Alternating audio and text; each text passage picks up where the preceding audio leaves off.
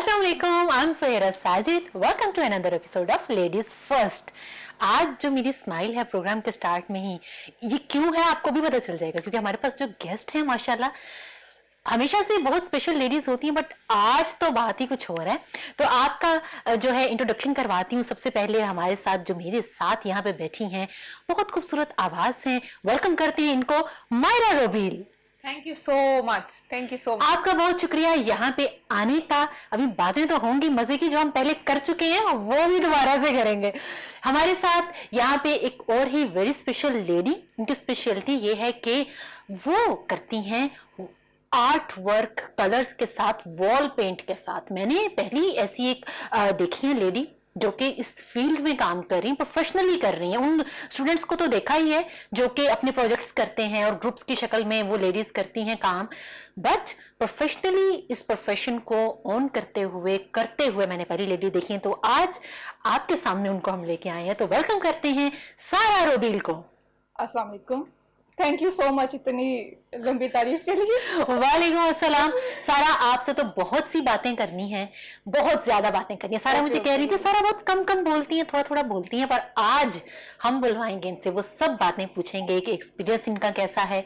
तो उससे पहले हम चलते हैं मायरा की तरफ। मायरा, आप माशाल्लाह से इतना अच्छा काम कर रही हैं और इतने टाइम से कर रही हैं। इतने टाइम से का मतलब ये नहीं कि एज ज्यादा हो गई, ये बिल्कुल मत समझना। मौसीकी कहते हैं रूह की ग़िज़ा होती है। इस ग़िज़ा ने आप पे इतना इफेक्ट क्यों नहीं किया? बस आई थिंक करना चाहिए था थोड़ा सा, बट आई थिंक रूह की ग़िज़ा है शायद, इसलिए इसने ना वो बॉडी पे नहीं किया, जस्ट रूह पे ही किया, तो रूह तो नजर नहीं आती। माशाल्लाह मायरा का जो है ना मॉडल फेस और ये जो चिन लाइन क्लियर, बहुत सी मॉडल्स चाहती हैं कि ऐसी फिजिक हो, बट नहीं होती। राज बिल्कुल नहीं चाहती, मैं बिल्कुल नहीं चाहती। मैं चाहती हूँ मैं थोड़ा सा हेल्दी हूँ। आई डोंट नो वो जो कहते हैं कि हम ऐसा होना चाहते हैं, but when they know and when people ask कि आप इतनी स्मार्ट क्यों हैं, आप कुछ खाती क्यों नहीं है, आप थोड़ी सी हेल्थ को इम्प्रूव करें, तो वहां पे फिर दिल करता है नहीं, I have to be a bit healthy. मतलब सब कहते हैं ना दिखने वाले कैमरा में तो बड़ा अच्छा आता है, वो जो स्टिल्स में स्पेशली आपके जब म्यूजिक वीडियोस के साथ कवर शूट्स होते हैं उसमें तो बड़े मजे की चीज आती है, बहुत वो टोटली डिफरेंट लुक आती है। मेरी अम्मी कहती है पिक्चर्स में बहुत प्यारी लगती हो आप, असल में बहुत प्यारी लगती है। आपका जो खूबसूरत आवाज है ना, उसका वो असर, एक रिफ्लेक्शन नजर आता है आपके फेस में। मायरा, सिंगर्स आजकल के दौर में और आज से 10 साल पहले बहुत ज़्यादा डिफरेंस है उन मीडियम्स पे जहाँ पे लॉन्चिंग की जा रही है। पहले तो ये डिफरेंस बताएं कि आज से पहले जब सोशल मीडिया इतना नहीं था तब में, और अब जब सोशल मीडिया है, क्या डिफरेंस आप देखती हैं?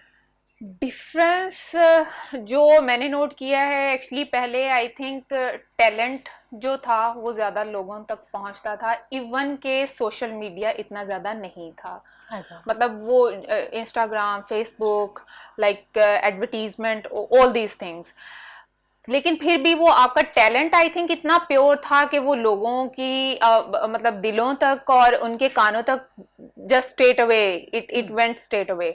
लेकिन अभी सोशल मीडिया होने के बाद भी लाइक पॉपुलैरिटी, फेम एवरीथिंग मतलब काफी ज्यादा है, but talent I think so उतना नहीं है जितना पहले था। अभी बस वो जो है ना वो बूम एक सोशल मीडिया पे, बस जिसको मर्जी आप उठा दें और जिसको मर्जी आप, चाहे उसमें उतना टैलेंट है या नहीं। कुछ मैंने बहुत से लोगों को देखा है who are very very talented, लेकिन इशू क्या है, they are not getting a proper platform.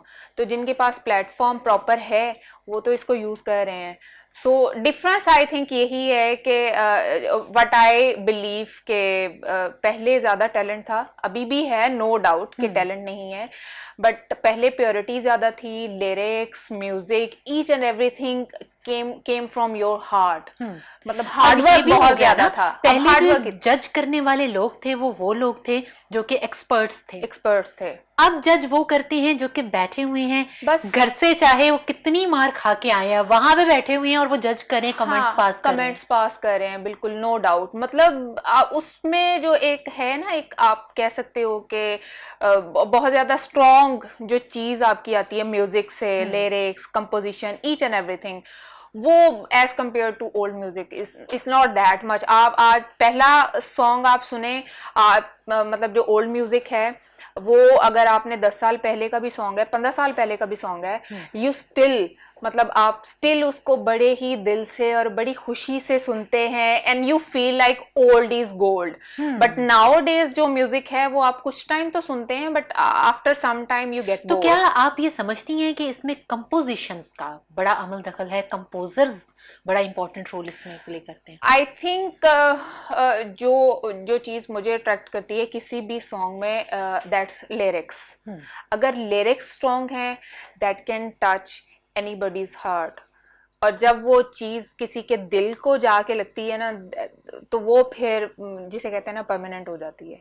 तो आजकल जो लिरिक्स हैं वो आई डोंट थिंक सो कि बहुत स्ट्रॉन्ग होते हैं. बस वो आया सॉन्ग, कुछ टाइम चला and then it goes away, एक टेम्परेरी उसकी वो जो होती है. So if lyrics are very strong, तो आई थिंक कंपोजिशन आल्सो, तो ये चीज ज्यादा नो डाउट जाएगी. यहीं से हम चलेंगे सारा की साइड पे. सारा पहली ऐसी लेडी हमने देखी है जो कि इस फील्ड में काम कर रही हैं प्रोफेशनली. अदरवाइज स्टूडेंट्स जो हैं अपने प्रोजेक्ट्स को कंप्लीट करने के लिए ग्रुप्स की शक्ल में तो ज़रूर करती हैं. तो पहले तो बताइए इसको कहते क्या हैं, और देन बताइए कि आप इस साइड पे कैसे आए. ये दीवारों पे जो पेंट होता है उसको कहते हैं म्यूरल आर्ट. आजकल Mural हर art. आर्ट की डिफरेंट टर्म्स यूज हो रही हैं. ठीक. इसको बोलेंगे हम म्यूरल आर्ट, और इसको करने वाले को बोलेंगे म्यूरलिस्ट. तो हमारे साथ सारा म्यूरलिस्ट है. हाँ, म्यूरलिस्ट, पेंटर भी, और पोर्ट्रेट्स भी बनाती हूँ. Floral art, abstract art, portraits, all type of जो आर्ट्स है ना वो सारे ही ऑलमोस्ट कर लेती हूँ माशाल्लाह. तो सारा आपने फर्स्ट टाइम कब सोचा? पोर्ट्रेट की हद तक, पेंटिंग्स की हद तक तो ठीक है कि मींस वो एक जो गर्ल है अपने घर में रहते हुए भी बना रही है किसी भी इंडोर प्लेस में. जब आपने वॉल पे, वो पहला ऐसा मोमेंट, तब आपने पहली बार वॉल पे ही अपने जो है आर्ट का मुजाहरा किया? पेंटिंग असल में कर तो मैं काफ़ी टाइम से ही रही हूँ, ऑलमोस्ट शुरू से ही कर रही हूँ, और पोर्ट्रेट्स भी ऑलमोस्ट शुरू से ही बना रही हूँ. लेकिन शौक़ मुझे काफ़ी ज़्यादा था इस तरह से म्यूरल आर्ट का ना. हमेशा से मैं बाहर देखती थी, बाहर लोग दीवारों पे इस तरह से करते हैं, और वो चीज़ मुझे बहुत अट्रैक्ट करती थी. लेकिन यहाँ पे वो चीज़ इस तरह से नहीं हो सकती कि यहाँ पे जब कोई लड़की बाहर निकल के इस तरह से दीवार पे पेंट करती है तो वो चीज़ काफ़ी अजीब लगती है ना. और थोड़ी सी झिझक थी मुझ में भी, लेकिन शौक़ इतना ज़्यादा था कि आखिर वो मैंने अपनी झिझक को पीछे किया और सोचा कि अब मैं ये करके ही रहूँगी ना. तो बस मुझे 1-2 ऑफर्स आई और मैंने सोचे बगैर जो है ना एक्सेप्ट कर लिया. कितना टाइम पहले की बात है? आज से कितना टाइम पहले आपने पहली बार किसी वॉल पे इस तरह से आर्ट? ये ऑलमोस्ट 2 इयर्स पहले की बात है. Last year. हाँ, तो तब से ही मुझे ऐसे ही एक फ्रेंड्स के साथ ही मिले थे, उनको पता चला कि मैं इस तरह से भी काम करती हूँ, म्यूरल वगैरह बनाती हूँ. उन्होंने मुझे ऑफर की और मैंने कबूल कर ली. सारा, अब पहली बार का जो एक्सपीरियंस था कि आप एक गर्ल होते हुए भी, आपने खुद भी कहा कि बड़ा हमारी सोसाइटी में उस चीज़ को ऑड भी समझा जाता है, और बड़ा फोकस्ड होके सब देखते हैं कि अच्छा एक लड़की ये काम कर रही है. आपने जब आपका फर्स्ट डे था, आप इस तरह से करी, और पहला एक्सपीरियंस शेयर करें कि क्या जो है देखने वालों का क्या तासुर था? जो मेरा पहला एक्सपीरियंस था वो इंडोर था. तो वहाँ पे बस वो एक रेस्टोरेंट का था और वहाँ पे 3-4 लोग थे. और वैसे तो खैर वो मेरा पहला था तो इंडोर भी काफ़ी थोड़ी मुझे अजीब लग रहा था, लेकिन वो सारे अपने ही थे तो मुझे इतना ज़्यादा फील नहीं वो चीज़ हुई ना, थोड़ा इजी होके कर लिया. लेकिन जो सेकंड था वो आउटडोर का था, वो एक ओपन एरिया का था ना.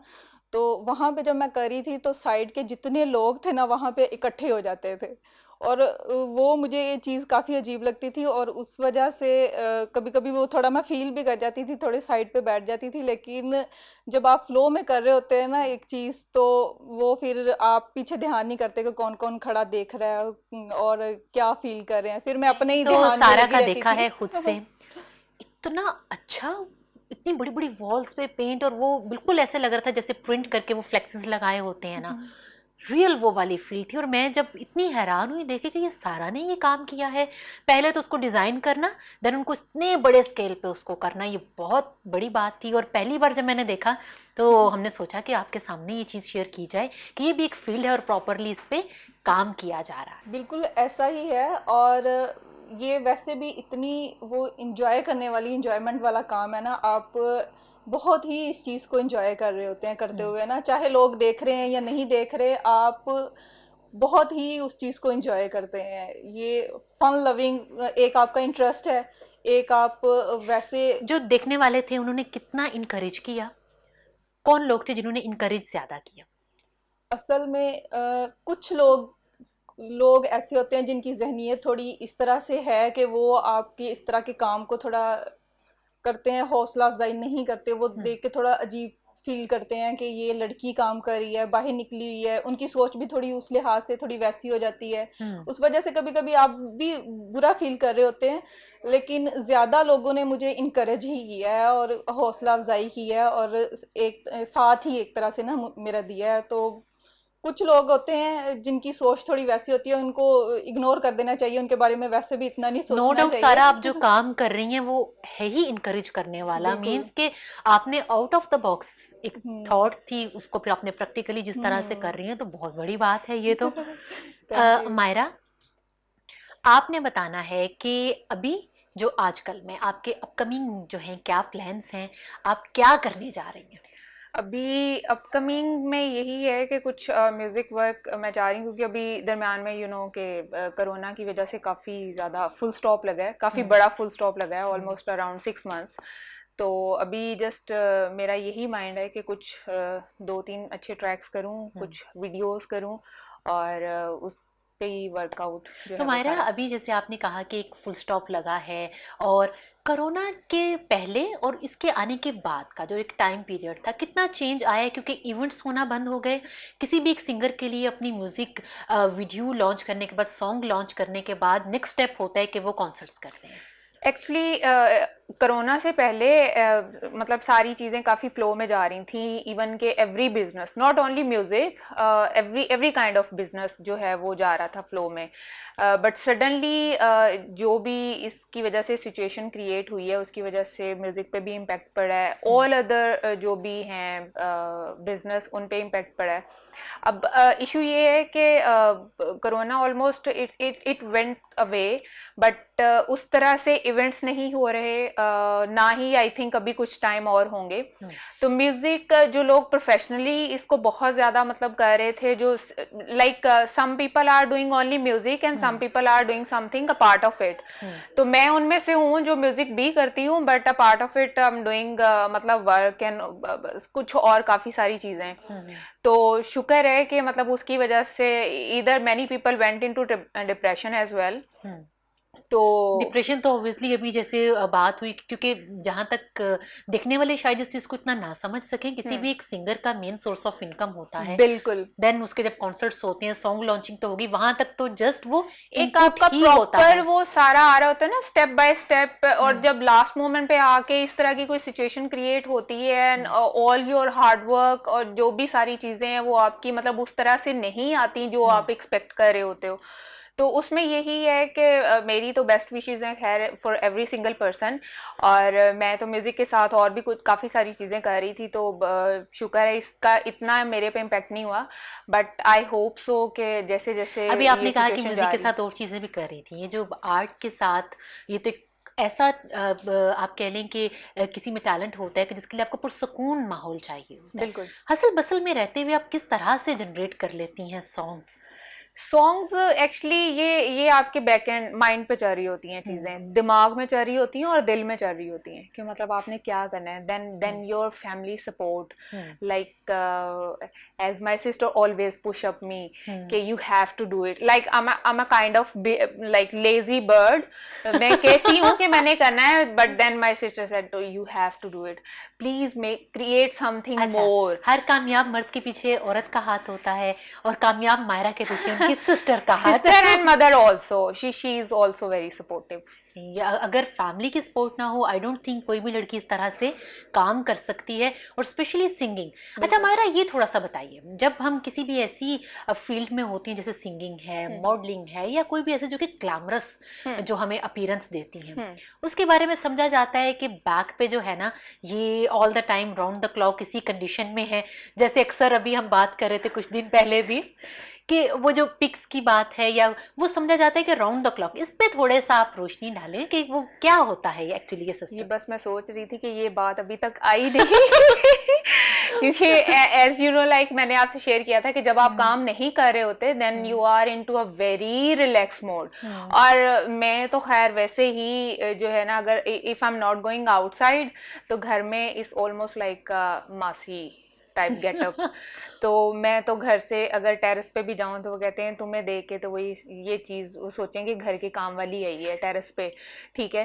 तो मैं तो घर पे मोस्टली होता है ना, अच्छा आप you are sharing pictures and you are sharing selfies and all that. तो घर पे जितना टाइम मैं रही हूँ उसमें यही था कि अच्छा आपकी पिक्चर्स नहीं आ रही, आपने कुछ पोस्ट नहीं किया, आपने ये नहीं किया। भाई अब हाल ऐसा है कि बंदे का घर है कि मुंह भी धोने को दिल नहीं कर रहा, तो वो कहाँ से जो है ना वो पिक्चर्स बनाने बैठ जाए। सो अभी जस्ट मैं जब अपनी सिस्टर के साथ थोड़ा सा उसका हेल्प आउट करा रही थी तो तब हम डेली थोड़ा सा रेडी शेडी होके जा रहे थे and then I took almost 8 to 10 pictures each and every day. तो वो मैंने सारी सेव कर ली है। मैंने अब वो उसकी ट्राई है कि वो टाइम बाय टाइम जो है ना वो एक बैकअप रख लिया, वो बैकअप मैंने रेडी कर लिया है। अब नो वन कैन से कि अच्छा you didn't post any picture, okay let me. अब ये भी तो है ना, देखें आजकल म्यूजिक बन गया है, सिर्फ सुनाई नहीं देता दिखाई भी देता है। बिल्कुल। म्यूजिक वीडियोस कितनी इंपॉर्टेंट हो गई हैं एक सॉन्ग के लिए। आज से पहले हम देखते थे इतना ज्यादा फोकस नहीं होता था। इस बारे में आप क्या कहेंगे मायरा कि अब सिर्फ, और जब से यूट्यूब पर लॉन्चिंग होना शुरू हो गई है तो म्यूजिक वीडियो बहुत इंपॉर्टेंट हो गई है, तो जितना जरूरी उसका अच्छा सुनाई देना है उतना ही अच्छा उस सॉन्ग का दिखाई देना है। बिल्कुल। इस पे क्या कहेंगे? इसकी अभी मैं आपको एग्जांपल देती हूँ। कुछ 1-2 दिन पहले मैं देख रही थी एक यूट्यूब पे video, it was Punjabi Indian song. उसकी वीडियो इतनी मतलब वो like a kind of cute, ठीक है, उसकी स्टोरी एंड वो चीज़, अब वो उस चीज की वजह से वो सॉन्ग मुझे काफी क्लिक कर गया। इवन कि उसके लिरिक्स भी बहुत ही खूबसूरत थे। बट समटाइम्स आज का जो दौर है इसमें ये है कि लोग सुनते तो हैं बट वो देखते भी हैं। मतलब अगर आपने कुछ अच्छा बनाया है और वो दिखाई भी उतना अच्छा दे रहा है, so it's a kind of सोने पे सुहागा। So I think nowadays video is also very important, और जिसमें मैं अभी थोड़ा सा मैं अभी सोच रही हूँ उस पे काफी अभी उस पे काम करेंगे। हाँ, मायरा उस को पे हम काम देखेंगे करना है। तो उसमें हम एज अ मॉडल भी आई थिंक मायरा को ही देखेंगे और हाँ, देखना भी हम मायरा को ही चाहेंगे, कोशिश क्योंकि वो जब इतनी वो आपकी चिन लाइन क्लियर हो और ये सब चीजें हो तो बनता भी है। थोड़ी सी मोटी होनी चाहिए। आर्ट की डिफरेंट फील्ड्स हैं। देखिए अभी हम एक्सप्रेस कर रहे हैं, मूड को एक्सप्रेस करता है आपका जो म्यूजिक होता है, लिरिक्स कितने इंपॉर्टेंट होते हैं, और जो सारा काम कर रही हैं वो भी इसी तरह से एक्सप्रेस कर रही हैं, बट वो पेंट के साथ कर रही हैं। सारा इतने बड़े स्केल पे काम करने के बाद आप जो है पोर्ट्रेट्स तो बना ही रही हैं, आप किस साइड पे आपको बेनिफिट ज़्यादा नज़र आ रहा है? क्योंकि ये सब चीज़ें करने का मकसद ये होता है बेसिकली बिजनेस। आप अगर एक चीज़ प्रोफेशनली कर रहे हैं देन वो आपका सिर्फ आर्ट की हद तक नहीं रह जाता, आप उसको एज अ प्रोफेशन कर रहे हैं, वो आपने वहाँ से अर्निंग। आप क्या समझती हैं ज़्यादा आपका किस साइड पे फोकस जाएगा इस वजह से? फोकस मेरा म्यूरल आर्ट की तरफ ही है, क्योंकि इसमें अर्निंग भी ज़्यादा हो जाती है और वैसे भी इसमें आपका एक्सपोजर जो है ना वो भी इसमें ज़्यादा चांसेस है ज़्यादा होने के ना, आपके लोगों के साथ इंटरेक्शन भी ज़्यादा होती है और कॉन्फिडेंस लेवल भी ज़्यादा होता है। मैं ज़्यादा बोलती नहीं हूँ, मैं ज़्यादा लोगों से मिलती भी नहीं हूँ। आज सारा को पहली दफ़ा आप बोलते हुए देख रही हैं सब जो व्यूअर्स है, क्योंकि सारा वाकई बहुत ही खामोश तबीयत और अपना काम करने वाले, इनका काम बोलता है। मुझे 8 घंटे भी बिठाएंगे चुप, मैं एक लफ्ज़ नहीं बोलूँगी, वो चुप बैठी रहूँगी। इसलिए मैं बहुत कम बोलती हूँ, लेकिन आज खैर बैठी हुई हूँ। हमने आज आपको ऐसी लेडी दिखा दी कि जो कम बोलती है, वरना सब कहती हैं लेडीज को कि बहुत बोलती हैं। शायद मैं आर्टिस्ट भी इसीलिए हूँ क्योंकि मुझे ज़्यादा बोलना ना पड़े और मैं चुप करके बस पेंटिंग करती रहूँ, ज़्यादा किसी के साथ इंटरेक्शन ना हो। लेकिन खैर ये जो मैं कर रही हूँ म्यूरल आर्ट, इसमें मेरा लोगों के साथ इंटरेक्शन भी काफ़ी ज़्यादा हो रहा है। इस वजह से कॉन्फिडेंस लेवल भी ऑटोमेटिकली ज़्यादा हो जाता है बंदे को, और अर्निंग भी इसमें ही ज़्यादा बेस्ट है। आप कम टाइम में ज़्यादा कमा सकते हैं और उसमें आपको टाइम भी ज़्यादा लगता है, और पोर्ट्रेट्स का इतना ज़्यादा है नहीं ना। बट सारा जब आप इतने बड़े स्केल पे वॉल्स हैं बड़ी बड़ी और उन पे करना है, फिजिकल एफर्ट बहुत चाहिए होती है, बहुत ज़्यादा एनर्जी उतनी चाहिए होती है, थकनी जाती है। आप कैसे करती हैं? आपने क्या वो अपना वो बनाया हुआ है टाइम अपने कि इतने टाइम में मैंने ये करना है, या आप कैसे मैनेज कैसे करती हैं? नहीं, एनर्जी मुझ में बहुत ज़्यादा है, स्टेमिना भी मुझ में बहुत ज़्यादा है, मज़दूरों वाला स्टेमिना है मेरा। तो उस चीज़ की मुझे बिल्कुल भी नहीं टेंशन, चाहे जितना मर्जी काम हो।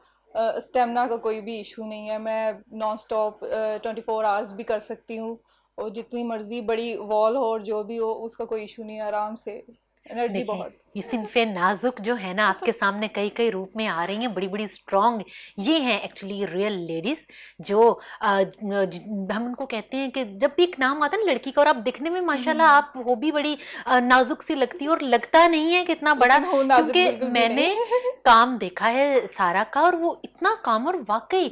अच्छा मुझे ये बताइए, अब वो गर्ल्स जो कि आना चाहती हैं इस फील्ड की तरफ, उनको आप क्या कहना चाहेंगी कि वो किस तरह से सीखें अगर एक स्टेप लेना चाह रही हैं? बहुत सी गर्ल्स ऐसी हैं घर बैठे सोचती हैं कि हमने ये काम करना है, बट वो कौन सा वे यूज करें, क्या बेटर है? इसमें ये है कि आ कोई भी सकता है इसमें, ठीक है। सिर्फ इसमें जो मेन चीज़ है ना वो सोच की है। अगर आप ये सोच लें कि आपने बाहर निकल के काम करना है तो आप कुछ भी कर सकते हैं, ठीक है। सीखा हुआ होता है, लोगों ने पढ़ते भी हैं, जाहिर बात है आर्ट का काफ़ी ज़्यादा है यहाँ पे, लेकिन सिर्फ आप बाहर निकलने की हिम्मत नहीं कर सकते। अगर आप बाहर निकलने की हिम्मत कर लें तो आप कुछ भी कर सकते हैं।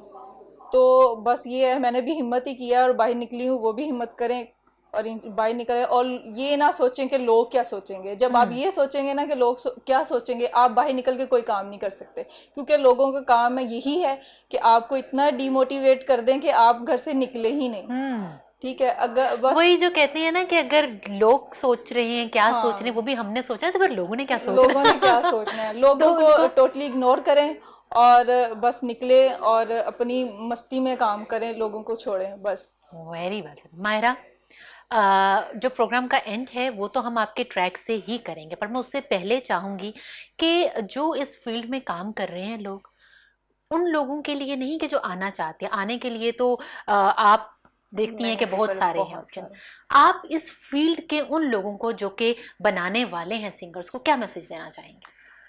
बनाने वाले मैं तो बस यही कहूँगी कि जो सीनियर्स हैं at least they have to motivate the juniors, और उनको चाहिए कि मतलब जो भी जूनियर हैं उसको प्लीज़ डिस्करेज मत करें। अगर कोई टैलेंटेड बंदा आपके पास आ रहा है तो जो ये जो पॉलिसीज़ चलती हैं अब आजकल काम में, या किसी को मतलब एक टैलेंटेड बंदा एक काम कर रहा है बट आप अपने किसी रेफरेंस की वजह से उसको कट आउट करा रहे हैं, कुछ इस तरह की चीज़ें जिसकी वजह से मतलब आप उस बंदे की रेपुटेशन भी ख़राब कर रहे हैं, उसको वो फैसिलिटी भी नहीं दे रहे, आप उसको प्लेटफॉर्म भी नहीं दे रहे। तो काइंडली सीनियर की ये ड्यूटी है कि वो जो भी अपने जूनियर्स हैं उनको प्लीज़ मोटिवेट करें, उनको काम करवाएं, उनसे ज़्यादा से ज़्यादा काम कराएं और उनको आगे लेके आएं, ताकि वो भी जो उनका पैशन है एटलीस्ट उसको जो है वो प्रेजेंट कर सकें। Thank you so much Myra, आप प्रोग्राम में आई। Thank you so much Sara, आपने तो एक बिल्कुल ही डिफरेंट डायमेंशन में जो गर्ल्स को वहाँ पे उस साइड दिखा दी कि ये भी एक प्रोफेशन है, यहाँ आया जा सकता है। बहुत शुक्रिया। यहाँ से जाते जाते आपसे इजाज़त लेते हुए इस वादे के साथ इंशाल्लाह मिलेंगे नए एपिसोड में सुपर लेडीज़ के साथ। टिल देन अल्लाह हाफिज़।